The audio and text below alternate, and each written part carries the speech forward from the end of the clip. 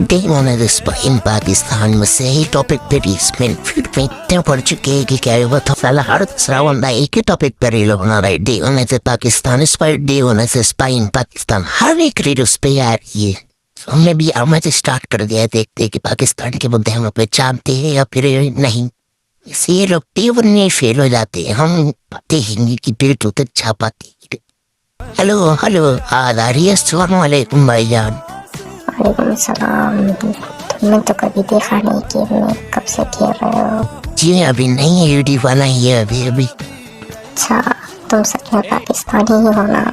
जी हाँ आपको कोई शक नहीं तुम उर्दू इतना साफ नहीं बोलते इसलिए हमें थोड़ा सा शक हो रहा है। नहीं ऐसा नहीं है कुछ भी। मैं असल हूँ पाकिस्तान का लेकिन यूएस से मैं था। अच्छा तो इंग्लिश बोल के बताओ। हाँ ये ना इंग्लिश पूरी तरह से आती है welcome to Free Fire India better world